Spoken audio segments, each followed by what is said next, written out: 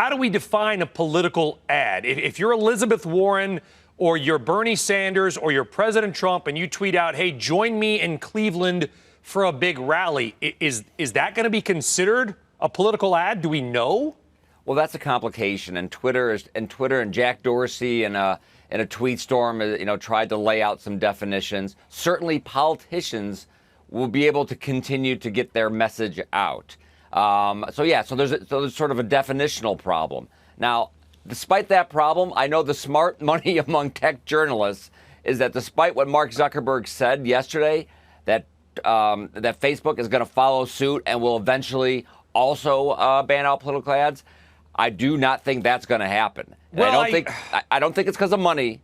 I don't think it's because of money. It's because the heat would be too bad from Republicans.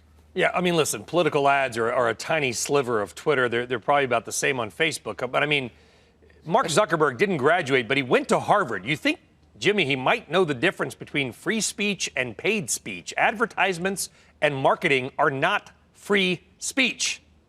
Right. Well, listen, you have the speech issue, which is really important. But look at the reaction from the Brad Parscale of the Trump campaign to the Twitter announcement. They said they were suppressing conservative speech, and this is for a social media outlet that's not key to their campaign.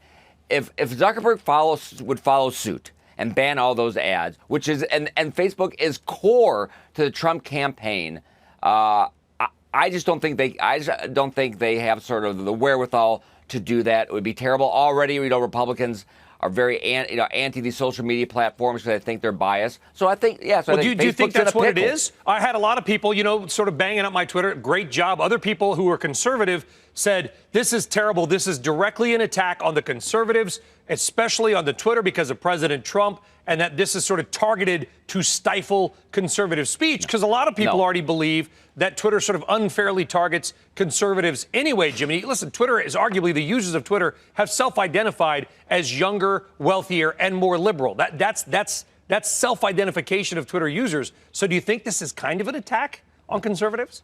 No.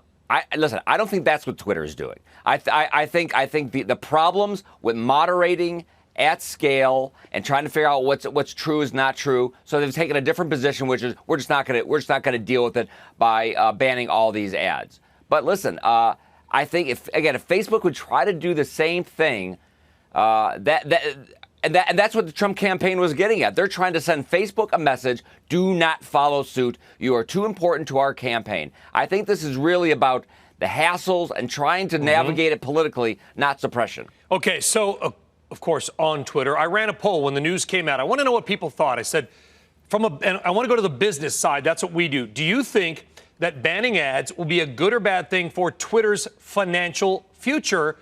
64% of respondents said they thought it would be good because it might make Twitter a better, less mean place. 36% said no, it's bad because of loss of revenue. What do you think?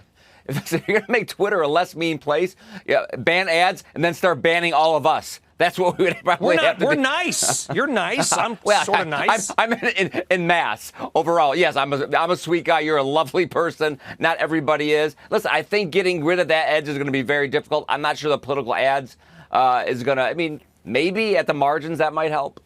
Well, you know the outcry. It goes to my first question. We know what an ad is, right? Somebody produces some sort of an ad and they send it out, and that's clearly an ad.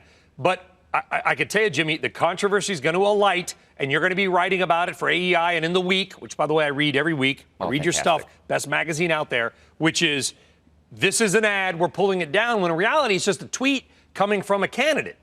That's going to be, the first time that happens, that's when the firestorm is going to set off, is it not?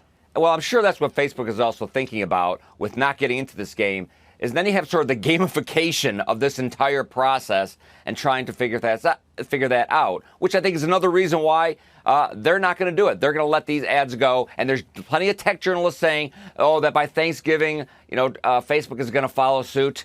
That is not my bet at all.